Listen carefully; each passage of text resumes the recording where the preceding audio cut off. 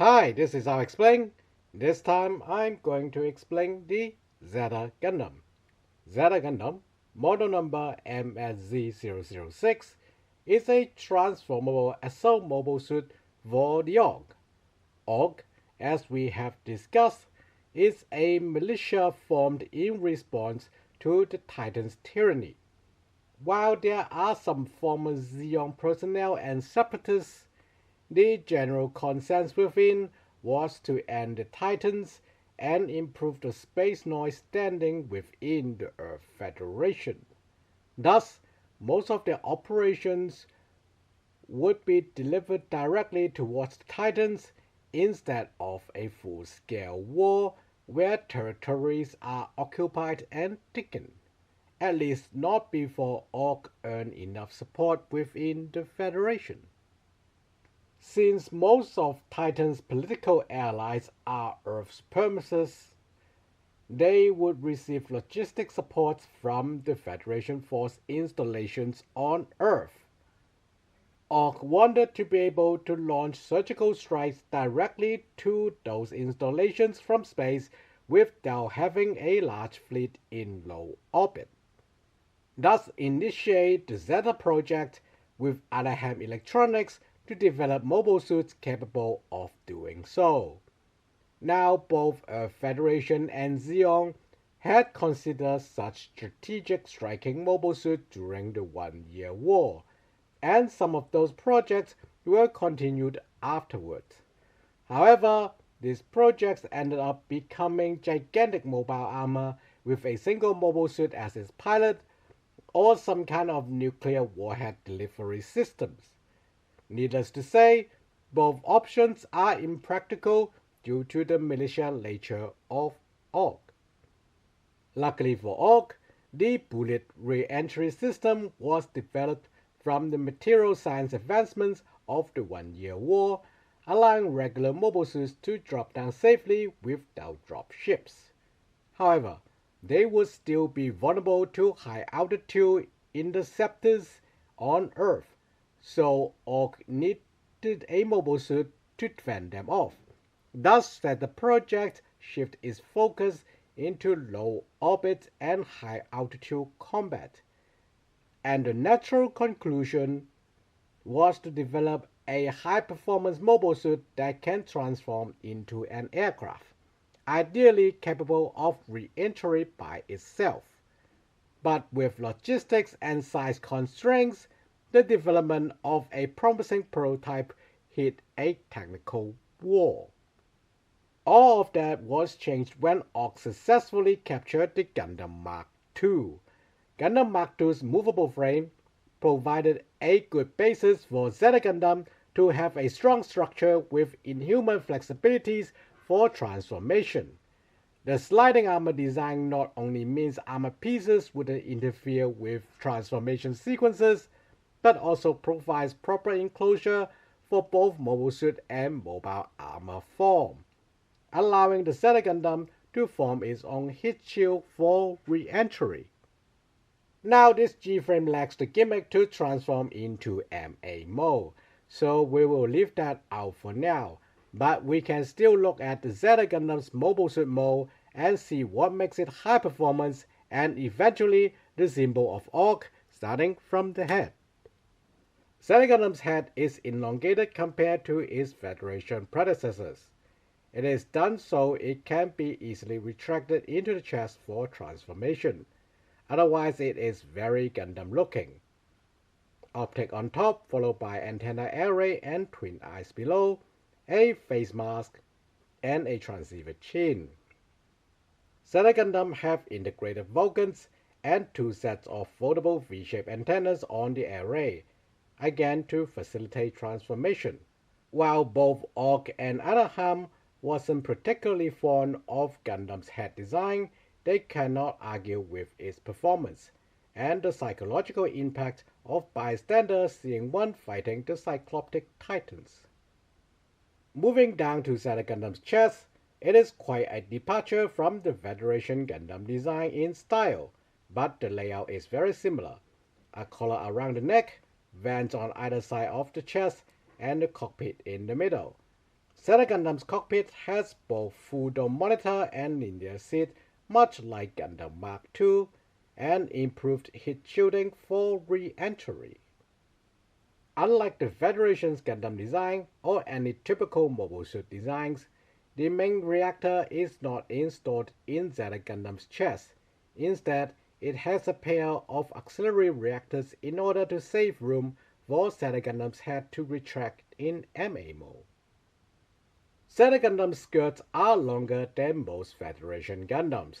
This is done to provide heat shield coverage and improve aerodynamics. Its side skirts also holster beam sabers for Zeta Gundam, although this G-frame lacks the gimmick to deploy them. Zeta Gundam's rear skirts houses an array of thrusters, a signature of a high-speed attack mobile suit. Zeta Gundam's legs appear to be radically different from Federation Gundams, but at closer inspection, it is very similar to some late war RX-78.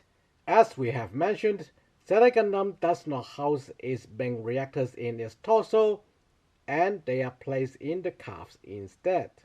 This inverted arrangement is done to make sure the nuclear thermal jets on Zeta Gundam's legs have the optimal and maximum power output, much like a rear-engine sports car. Since a mobile suit's legs are its most prominent balancing limb by default, this makes Zeta Gundam a lot more maneuverable than most mobile suits. Zeta Gundam's feet are relatively large, as Org expects Zeta Gundam to drop from very high altitudes, and to avoid counter-attacks, Zeta Gundam may not get to decelerate as much as it wants, so it needs large feet to even out the impact pressure. Thanks to the movable frame design, Zeta Gundam's feet can have excellent shock absorbers while maintaining large reactor and nuclear thermojet thrusters on the calves. Zeta Gundam's arms are distinctively not Federation Gundam related, at least not directly. The overall design came from Rick Dyer's, the first mobile suit Anaheim developed for Org. The design has a hybrid transmission system, using field motors from the Federation for shoulders and elbows to optimize speed, and pulse transmissions from Xeon for the hands to optimize finesse. That's why you can see a pair of transmission conduits on the forearm. The latter is especially important for Org, as they would need their mobile suits to have delicate hands for special ops. In combat, delicate hands allow Zeta Gundam to use its beam sabers with more human-like techniques. Zeta Gundam's forearm houses a grenade launcher, a rather Federation arrangement. Its shoulder armors are relatively slim in design for ease of transformation. Having said that, they still houses a large thruster and an array of RPG motors to provide Zeta Gundam with very high agility. Zeta Gundam's backpack is very much an original design. While the Rick Dyer's is in deployment with its wing binder backpack, it is more like a traditional backpack with wing binders added. While Zeta Gundam's entire backpack is made up of different types of wing binders, two on the sides with wing extensions and a tail stabilizer in the middle. The tail stabilizer, like its name suggests, can move like a tail and help to stabilize Zeta Gundam. It also has its own thrusters for additional vectoring. While this G-frame lacks the ability to extend the wings and the tail stabilizer, it does have ball joints for the wing binders to move as they would in MS mode. Due to the militia nature of Org, Zeta Gundam is designed to be able to use standard Federation weapons. However, Zeta Gundam is also expected to counter interceptors and attack Titan's facilities deep behind enemy lines, so it also has a set of designated weapons. The weapons that could have been mounted on this G-frame would be considered standalone for the Zeta Gundam. Those include a pair of falcons on the head, a pair of beam sabers on the side skirts, a pair of grenade launchers on the forearm, a beam rifle, and a shield. Zeta Gundam's shield is very narrow, so much so it is more like a buckler with a battering ram, which is not inaccurate, as Zeta Gundam's shield serves as its MA mode's front end, needed to endure and cut through the scorching atmosphere during re-entry. While damage to the shield would impair Zeta Gundam's performance in its MA mode, it is almost indestructible thanks to its Gundamium Gamma plates and heat-shielding material for re-entry.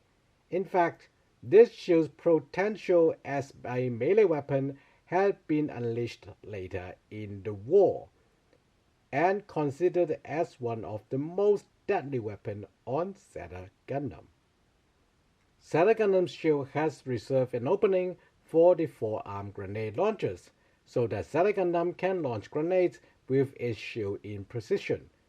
The grenade launchers are included mainly for anti-material and installation demolition. Since these grenades are Federation standard, sometimes non-lethal shells like smoke or beam dispersion are loaded for tactical use. Rocket grenades are also used for extended range. Zeta Gundam's beam saber are the latest model manufactured by Anaheim, using technologies developed with the GP project. Not only are they capable of projecting beam blades much longer than Federation standard models, but also capable of being used as beam guns.